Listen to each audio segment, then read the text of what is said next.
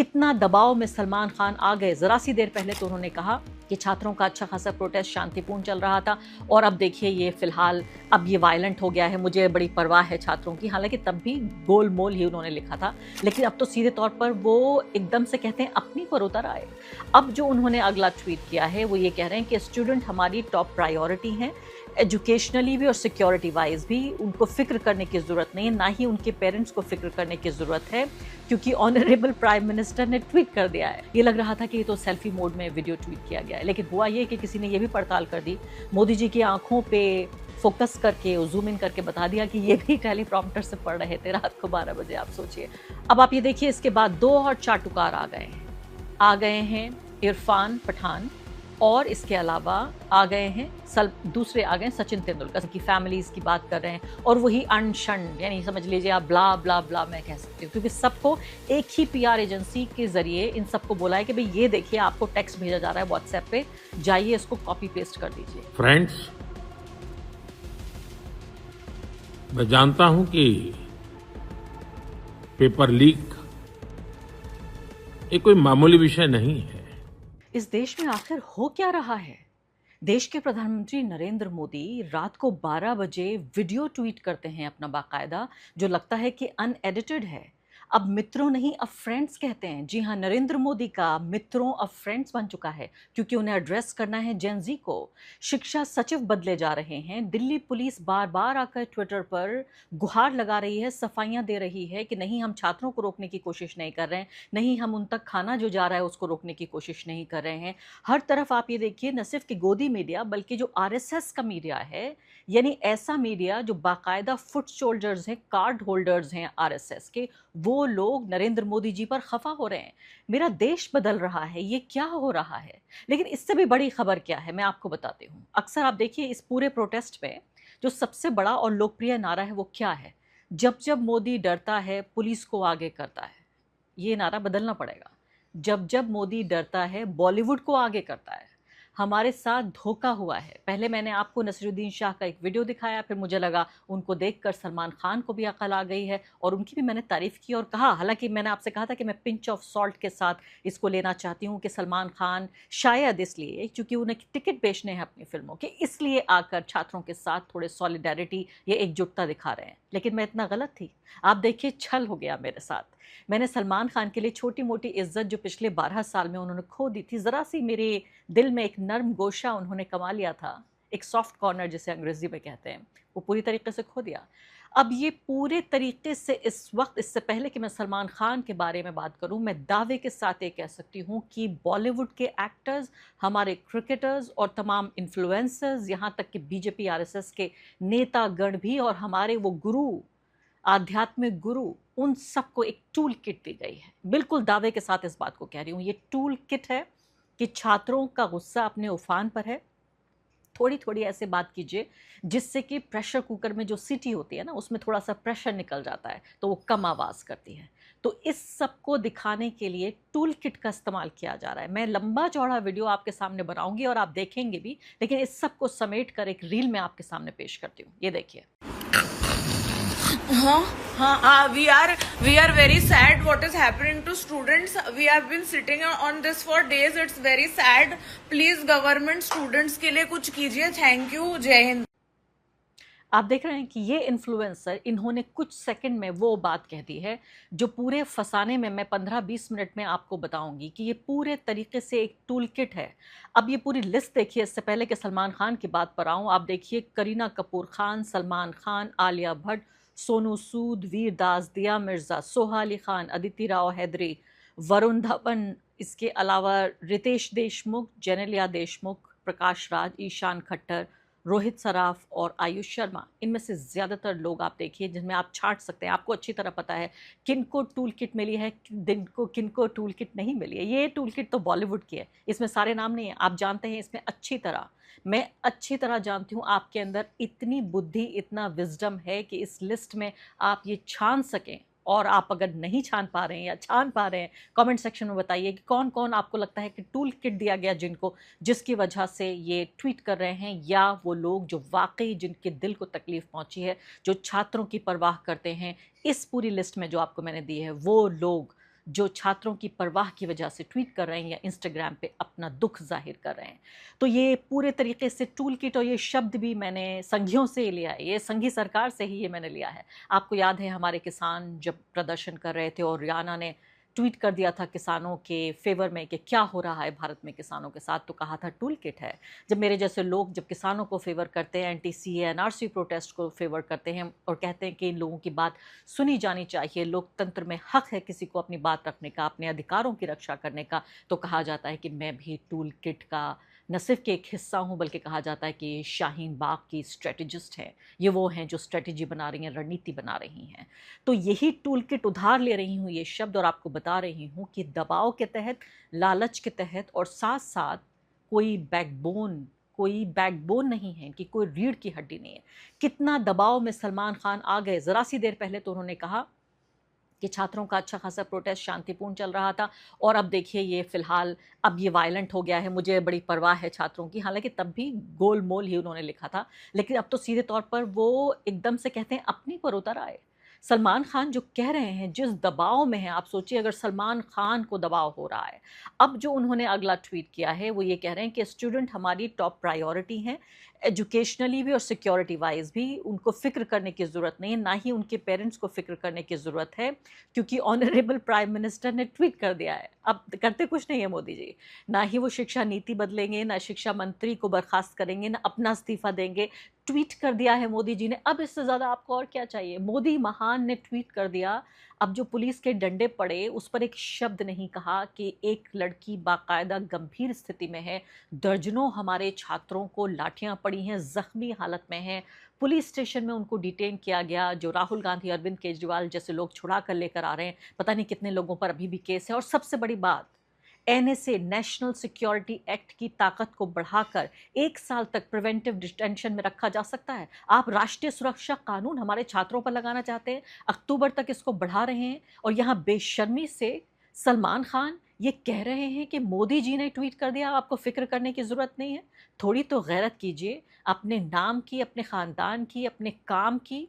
आपको करोड़ों लोगों ने सुपरस्टार बनाया, आपकी हैसियत क्या है? अगर ये लोग ना हो, ये छात्र ना हो जो तेरे नाम में उस तरह के बाल करके सलमान खान की तरह उनको हीरो बना दिया। छोटे छोटे कस्बों में लोग सलमान खान बने घूमते हैं। सलमान खान को, वो सलमान खान जो युवा दिलों की धड़कन होते थे, उनको गुजरे तो कई दशक गुजर गए, लेकिन लोगों ने अपने दिल में उनको ऐसा राजा बादशाह बना दिया कि आज भी हमारा जेंजी भी सलमान खान के गानों पर नाच रहा है, क्योंकि ये समझते हैं कि ये हमारे हीरो हैं। आपने कदर नहीं की इस बात की। आप ये नहीं कह रहे हैं कि हमारे छात्रों के ऊपर नेशनल सिक्योरिटी एक्ट लगाने की तैयारी हो रही है।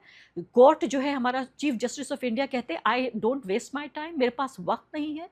पुलिस उनके ऊपर डंडे बरसा रही है, लड़कियों को गलत तरीके से छुआ जा रहा है, उनके कपड़े फाड़े जा रहे हैं, हमारे बच्चों को करंट लगाया जा रहा है, और आप बेशर्मी से ये कह रहे हैं कि मोदी जी ने ट्वीट कर दिया है तो अब इस सब की कोई ज़रूरत नहीं, आप फिक्र मत कीजिए, हमारे लिए आप प्रायोरिटी हैं, हमको भी फिक्र करने की ज़रूरत नहीं है और आपके पेरेंट्स को भी फिक्र करने की ज़रूरत नहीं है। थोड़ा तो लिहाज किया होता। जैसे मैंने कहा कि ज़रा सा नरम गोशा आपने मेरे दिल में ले लिया था और किस तरह से वापस उस पर पत्थर मार के लहू लुहान आपने किया है।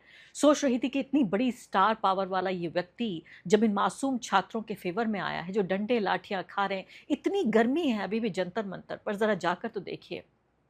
आप में से बहुत सारे लोगों ने गए होंगे, लेकिन बहुत से लोग नहीं गए होंगे। इतने ऐसे अजीब हालात में हमारा जो जेनज़ी है, हमारे टीनेजर्स, वो सह रहे हैं सब कुछ अपने दिल पर, दिमाग पर, शरीर पर, क्योंकि एक जुनून सवार है उनके ऊपर। इतनी तकलीफ़, मैं सिर्फ उनकी बात नहीं कर रही हूँ जिनके ऊपर डंडे पड़े हैं, मैं उनकी बात कर रही हूँ जो अभी प्रोटेस्ट पर बैठे हुए हैं। इतनी सड़ी गर्मी में जहाँ आप एयर कंडीशन से नहीं निकल पाते, सलमान खान आपकी जो मेकअप की वैन होती है, वैनिटी वैन, उससे निकलना आपके लिए दूभर है। और हमारे छात्र कई दिनों से लगातार दिन रात प्रोटेस्ट साइट पर बैठे हुए हैं। आप कह रहे हैं मोदी जी ने ट्वीट कर दिया, सब कुछ ठीक हो गया।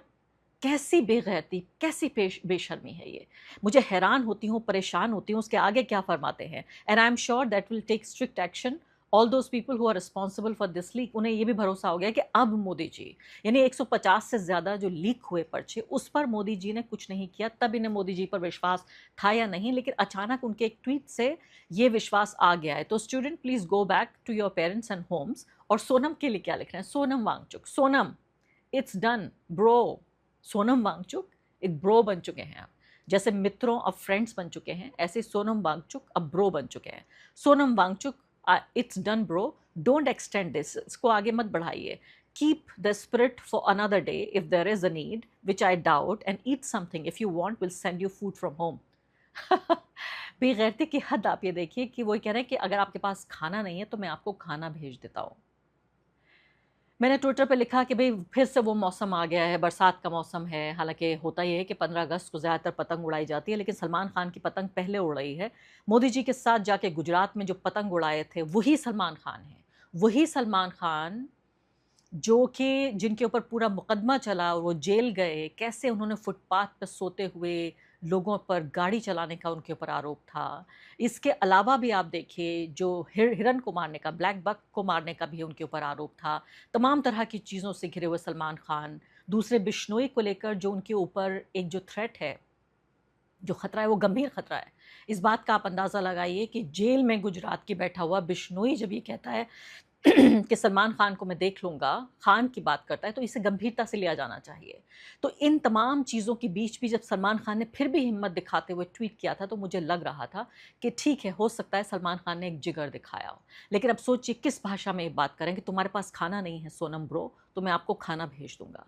इतने दबाव में हमारा बॉलीवुड है, लेकिन दबाव उनके ऊपर नहीं है जो लोग लाठियां डंडे खा रहे हैं। दिल्ली यूनिवर्सिटी का ट्वीट दिखाती हूँ, इससे पहले कि मैं आपको सचिन तेंदुलकर और इरफान खान का मैं जिक्र करूँ। आप देखिए किस तरह से बोल रहा है। दिल्ली यूनिवर्सिटी धमका रही है, सीधे तौर पे कोई एडवाइजर ही नहीं, सीधे सीधे मोदी राज में क्या होता है आजकल कि सिर्फ और सिर्फ धमकाया जाता है। कोई जिसे कहते हैं भाषा की एक डिसेंसी, कोई तहजीब नाम की भी कोई चीज़ नहीं होती। ये खुला हुआ ट्वीट है, ये कोई इंटरनल वो भी नहीं है सर्कुलेशन के लिए कोई भेजा गया हो कोई पर्चा। ये बाकायदा ट्वीट है जिसको कहा गया है स्टूडेंट और फैकल्टी, आपका जो सेफ्टी है, हमारे लिए आपकी सुरक्षा मायने रखती है। ये नोट कीजिए आप, कोई भी गैर कानूनी तरीके से अगर आप इकट्ठा होते हैं या जंतर मंतर पर नई दिल्ली में, तो आपके strictly regulated as per the directives of the honourable Supreme Court. झूठ देखिए आप इस बात का, कौन सा डायरेक्टिव दिया है सुप्रीम कोर्ट ने कि आप जंतर मंतर पर इकट्ठा नहीं हो सकते?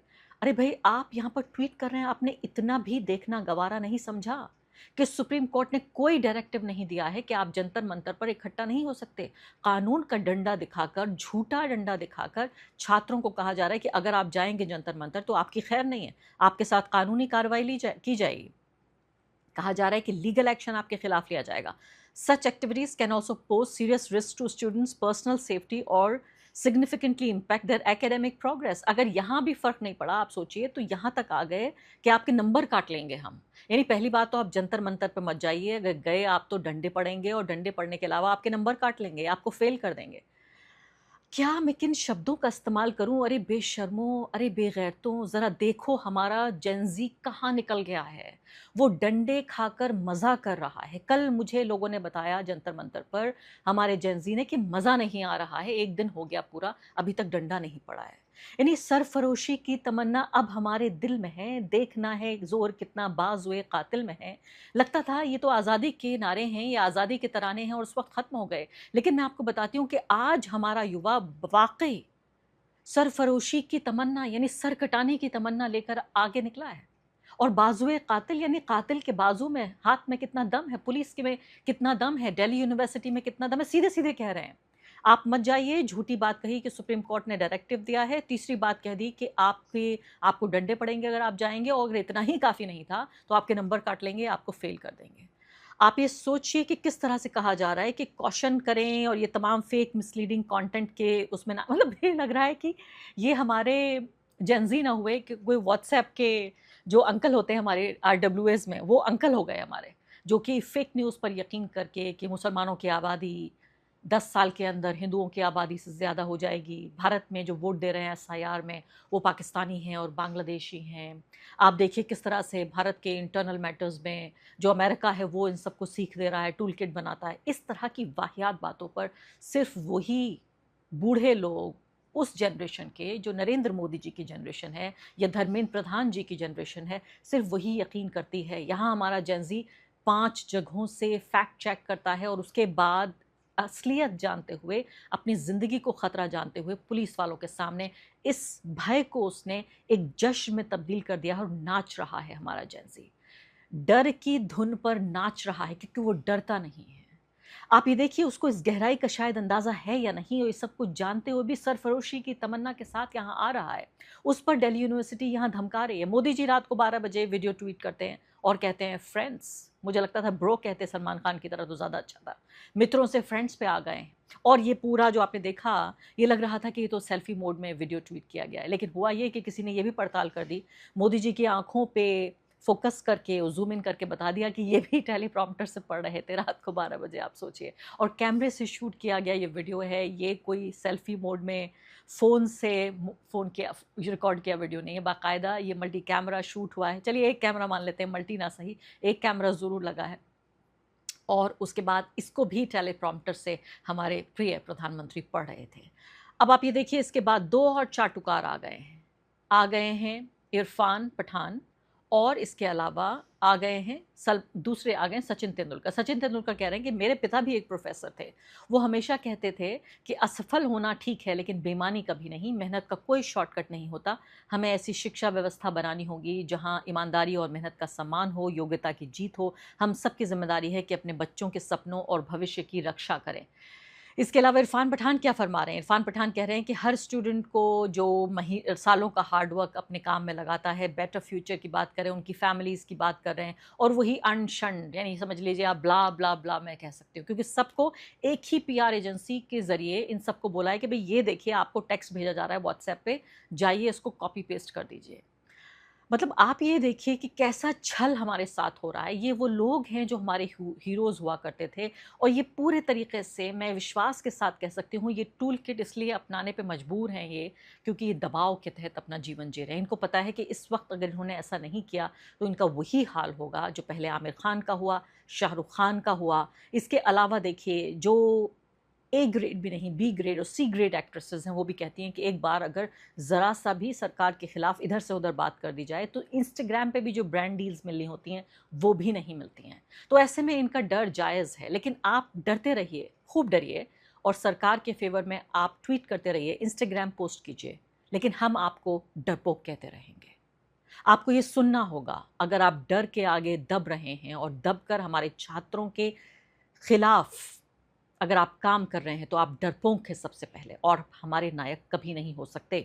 आप एग्जिस्ट कर सकते हैं, आपका वजूद यहाँ हो सकता है जैसे और 140-150 करोड़ लोगों का है, लेकिन आपको वो हैसियत नहीं मिलेगी जो हमारे दिलों में, हमारी ज़िंदगी में और हमारी एक सोशल लाइफ में जिस तरह की जगह थी वो आपको कभी नहीं मिलेगी।